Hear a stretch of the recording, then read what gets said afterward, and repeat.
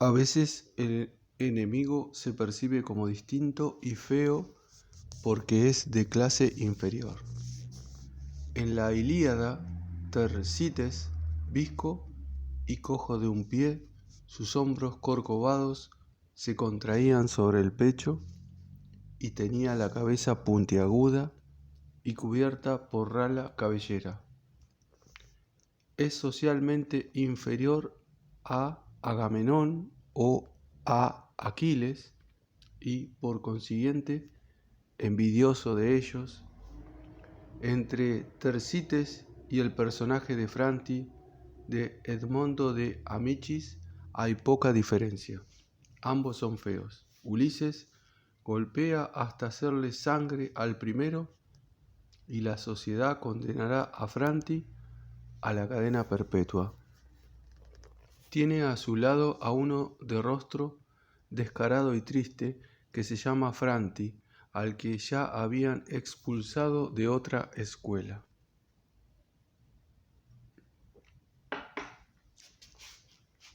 Solo uno podía reírse mientras Derossi hablaba de los funerales del rey, y fue Franti.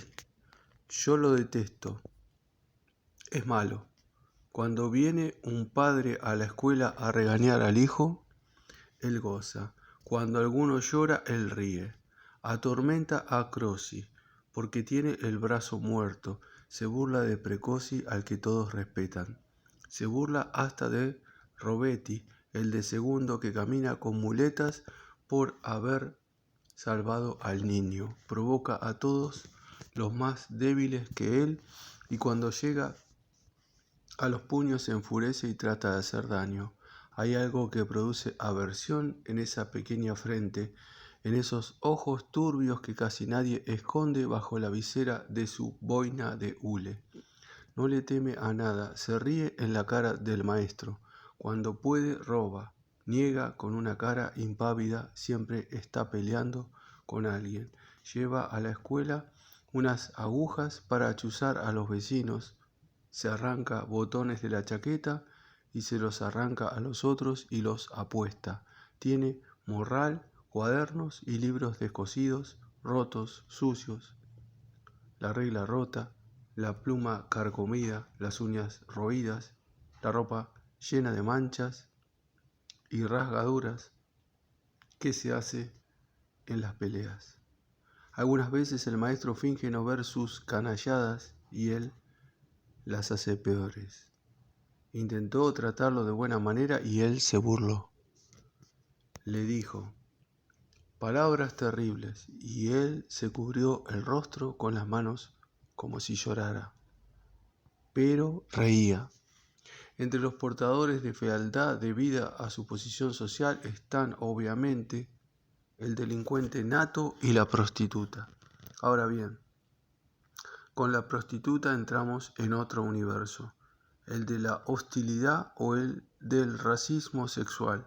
Al varón que gobierna y escribe o escribiendo gobierna, la mujer se ha representado como su enemiga desde siempre. Es más, no nos dejemos engañar por las mujeres angelicales, precisamente porque la literatura mayor está dominada por criaturas bellas y dulcísimas. El mundo de la sátira, que es, en definitiva, el del imaginario popular, demoniza sin cesar a la hembra, desde la antigüedad clásica, pasando por la Edad Media hasta los tiempos modernos.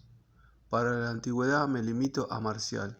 Cuando tienes 300 consulados, Vetustila y 3 pelos y 4 dientes, pechos de cigarra, piernas y color de hormiga, cuando tienes una frente más arrugada que tu estola y unos pechos que parecen telarañas, y tu vista alcanza lo que alcanzan las lechuzas por las mañanas, y hueles a lo que los machos cabríos, y tienes la rabadilla de una ánade flaca. Solamente una antorcha funeraria puede penetrar en semejante coño. ¿Y quién será el autor de esta cita?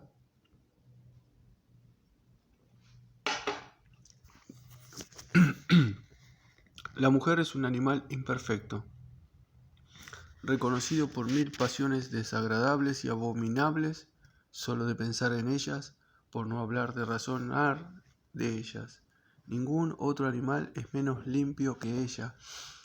El puerco no alcanza su suciedad, ni siquiera cuando está emplastado de fango, y si acaso alguien quisiera negarlo, mírense sus partos, búsquense los lugares secretos donde ellas, avergonzándose, esconden los horribles instrumentos que emplean para quitarse sus superfluos humores. Si eso podía pensarlo Giovanni Boccaccio en su Corbaccio laico y desvergonzado, imagínense lo que debía de pensar y escribir un moralista medieval para afirmar el principio paulino de que mejor sería no probar jamás los placeres de la carne, aunque existiera la remota posibilidad de conocerlos sin quemarse. En el siglo X, Odón de Cluny recordaba que la belleza del cuerpo está solo en la piel. En efecto, si los hombres vieran lo que hay debajo de la piel, dotados de la penetración visiva interior como los linces de Beocia, la mera visión de las mujeres les resultaría nauseabunda. Esta gracia femenina que es solo mucosidad, sangre, humor y hiel. Considerad lo que se esconde en las fosas nasales, en la garganta, en el vientre, inmundicias por doquier. Y a nosotros que nos repugna tocar aún con la punta de los dedos el vómito o el estiércol, ¿cómo podemos desear estrechar entre nuestros brazos un simple saco de excrementos? De la misoginia que definiríamos normal se llega a la construcción de la bruja, obra maestra de la civilización moderna. Sin duda, la bruja era conocida también en la antigüedad clásica y me limitaré a recordar a Horacio. Yo mismo he visto a Canidia, ceñida con su capa negra, con los pies desnudos y el cabello suelto, aullar con Sagana la mayor. La palidez les había dado a ambas un aspecto horrible.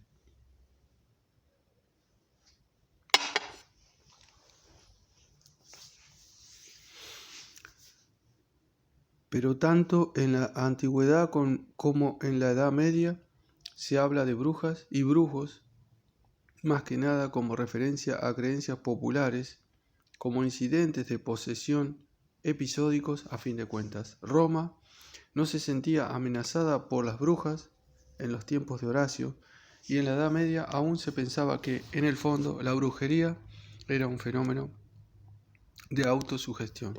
Es decir, que la bruja era aquella que se creía una bruja, como recitaba en el siglo IX el canon Episcopi. Algunas mujeres depravadas, votadas a Satanás y desviadas por sus ilusiones y seducciones, creen y afirman cabalgar de noche ciertas bestias, en compañía de una muchedumbre de mujeres, siguiendo a Diana.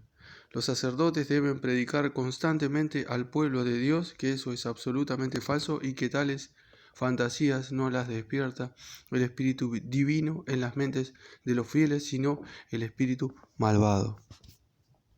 Satanás, en efecto, se transforma en ángel de la luz y toma posesión de la mente de esas mujercillas y las domina a causa de su escasa fe e incredulidad. Por el contrario, la bruja empieza a congregarse en sectas, a celebrar sus aquelarres, a volar, a tocarse en animal y a convertirse en enemigo social en los albores del mundo moderno, tanto que se merece los procesos inquisitoriales y la hoguera. No trataremos aquí el problema complejo del síndrome de la brujería si se trata de búsqueda de un chivo expiatorio en el curso de profundas crisis sociales, de influencias del chamanismo siberiano o de la permanencia de arquetipos eternos. Lo que nos interesa en este ámbito sigue siendo el modelo recurrente de la creación de un enemigo, modelo que es análogo al de la construcción del hereje o del judío.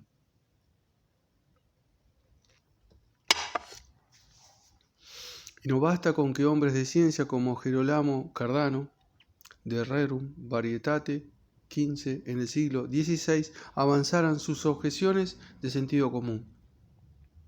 Son mujercillas de miserable condición, que malviven en los valles, alimentándose de castañas y hierbas. Por eso son macilentas, deformes, tienen la tez térrea, los ojos saltones, y su mirada demuestra su temperamento melancólico y bilioso. Taciturnas y ausentes, se diferencian poco de los que están poseídos por el demonio. Son tan firmes en sus opiniones que de atender solo a los discursos que hacen, se podría considerar verdadero lo que cuentan con tanta convicción, hechos que no se han producido jamás ni jamás se producirán.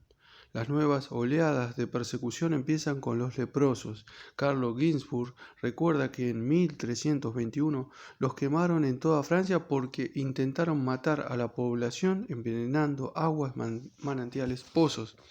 Las mujeres leprosas que hubieran confesado el crimen espontáneamente o por efecto de la tortura debían ser quemadas, a menos que estuvieran embarazadas. Si lo estaban, habían de permanecer separadas hasta el parto y el destete del niño y ser posteriormente quemadas.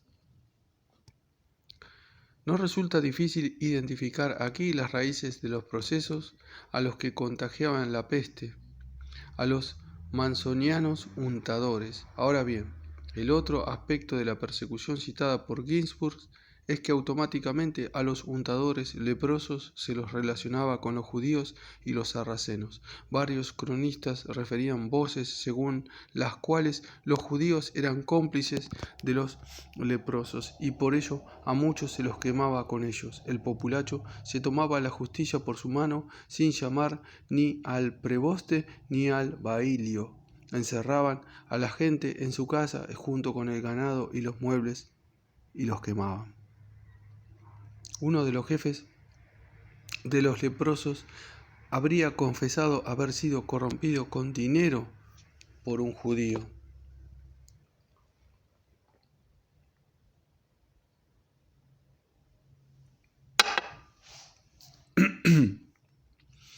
Que le entregó un veneno hecho con sangre humana, orina, 3 hierbas y hostia consagrada, dentro de bolsitas provistas de pesos para que se hundieran más fácilmente en los manantiales, pero el que había dado el encargo a los judíos fue el rey de Granada, y otra fuente sumaba a la conjura también al sultán de Babilonia. De esta forma, con un solo golpe, se reunían 3 tipos de enemigo tradicional: el leproso, el judío y el sarraceno.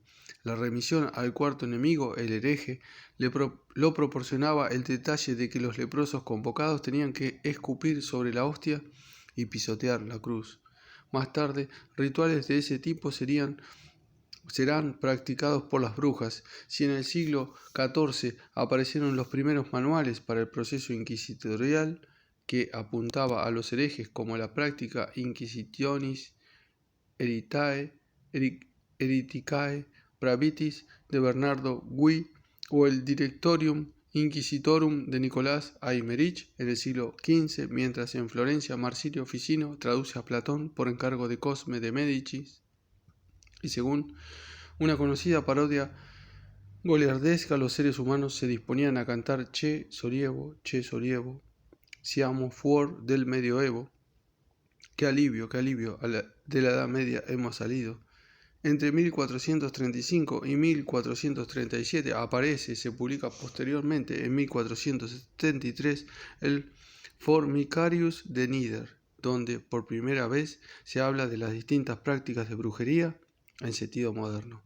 En la bula Summis Desiderantes Affectivus de 1484, Inocencio VIII escribía: en los últimos tiempos llegó a nuestros oídos, no sin afligirnos con la más amarga pena, la noticia de que en algunas partes de Alemania muchas personas de uno y otro sexo, despreocupadas de su salvación y apartadas de la fe católica, se abandonaron a demonios, íncubos y súcubos, y con sus encantamientos, hechizos, conjuraciones y otros execrables embrujos y artificios, Enormidades y horrendas ofensas han matado niños que estaban aún en el útero materno, lo cual también hicieron con las crías de los ganados, que arruinaron los productos de la tierra, las uvas de la vid, los frutos de los árboles, por cuanto como es nuestro deber, nos sentimos profundamente deseosos de aplicar potentes remedios para impedir que la enfermedad de la herejía y otras infamias den su ponzoña para destrucción de muchas almas inocentes, decretamos y mandamos que los mencionados inquisidores, Sprenger y Kramer, tengan poderes para proceder a la corrección, encarcelamiento y castigo justos de cualesquiera personas. Y en efecto, inspirándose también en el Formicarius, Sprenger y Kramer publicarían en 1486 el infame Malleus Maleficarum, el martillo de las brujas. Como se construía una bruja nos lo dicen, un ejemplo entre miles, los autos del proceso inquisitorial contra Antonia de la parroquia de Saint-Joyeuse, diócesis de Ginebra, en 1477. La acusada, habiendo abandonado a su marido y a su hija, se llegó con Masset al lugar denominado Las Perroy, junto al torrente, donde se celebraba una sinagoga de herejes y donde halló a numerosos hombres y mujeres que allá se cortejaban, danzaban y bailaban hacia atrás. Le mostró entonces un demonio llamado Robinet, que tenía el aspecto de un negro, diciendo: «Este es nuestro maestro, al que debemos rendir homenaje si quieres conseguir lo que deseas». La acusada le preguntó cómo debía proceder y el mencionado Masset le contestó: «Renegarás de Dios tu Creador y de la fe católica y de esa rufiana de la Virgen María y aceptarás como Señor y Maestro tuyo a este demonio llamado Robinet y harás a su manera todo lo que él quiera». Oídas estas palabras, la acusada empezó a entristecerse y se negó a hacerlo de buenas a primeras, pero al final renegó de Dios, su Creador, diciendo: «Yo reniego de Dios mi Creador y de la fe católica y de la Santa Cruz, y te acepto a ti, demonio Robinet, como mi Señor y Maestro», y rindió homenaje al demonio besándole el pie. Luego, en menosprecio de Dios, arrojó al suelo y pisoteó con el pie izquierdo hasta romperla una cruz de madera. Se hizo transportar sobre un bastón de 1,5 pies de largo para ir a las sinagogas. La acusada debía untarlo con el ungüento contenido en un copón que estaba lleno y colocárselo entre las piernas diciendo: «Adelante, ve a donde el diablo».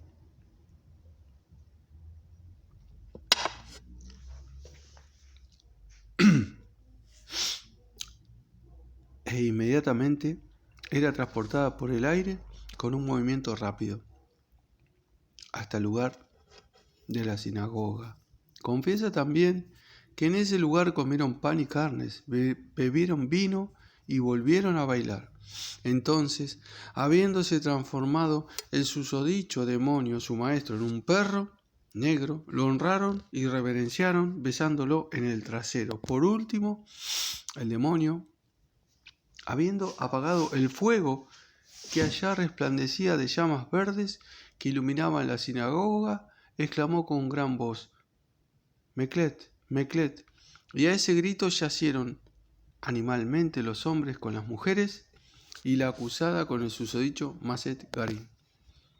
Esta declaración, con los varios detalles del escupitajo a la cruz y del beso en el ano, recuerda casi literalmente las declaraciones del proceso de los templarios que se había producido siglo y medio antes. Lo que llama la atención es que no solo los inquisidores de este proceso del siglo XV están guiados a la hora de plantear sus preguntas y alegatos por lo que han leído en los procesos anteriores, sino que, en todos estos casos, la víctima, al final de un interrogatorio que se considera bastante denso, se convence de los cargos que se le imputan. En los procesos de brujería no solo se construye una imagen del enemigo y no solo la víctima al final confiesa incluso lo que no ha hecho, sino que al confesarlo se convence de haberlo hecho. Recordarán que en un procedimiento análogo se relata en El Cero y el Infinito de 1941 de Koestler y que también en los procesos estalinistas primero se construía la imagen del enemigo y luego se convencía a la víctima de que se reconociera en esa imagen. La construcción del enemigo induce a convertirse en tal también a quienes aspirarían a un reconocimiento benévolo. Teatro y narrativa nos muestran ejemplos de patitos feos que, despreciados por sus semejantes, se adecúan a la imagen que se tiene de ellos. Como ejemplo típico citaría a Ricardo III, mas yo, que no nací para estas travesuras, ni estoy hecho para cortejar a un amoroso espejo, yo que estoy privado de bellas proporciones y traicionado en mis rasgos por falaz naturaleza, deforme e inconcluso y enviado antes de tiempo a este mundo viviente, a medio hacer apenas y además tan cojo y tan falto de garbo, que los perros me ladran cuando me detengo. Pues yo no hallo otro gusto para matar el tiempo que espiar mi sombra dibujada al sol, mientras sobre mi deformidad voy discurriendo, y puesto que no puedo probarme como amante, he determinado probarme cual villano. Al parecer no podemos pasarnos sin el enemigo. La figura del enemigo no puede ser abolida por los procesos de civilización. La necesidad es connatural también al hombre manso y amigo de la paz. Sencillamente, en estos casos se desplaza la imagen del enemigo de un objeto humano a una fuerza natural o social que de alguna forma nos amenaza y que debe ser doblegada, ya sea la explotación capitalista, la contaminación ambiental o el hambre en el tercer mundo. Ahora bien, aun siendo estos casos virtuosos, como nos recuerda Brecht, también el odio hacia la injusticia desencaja el rostro.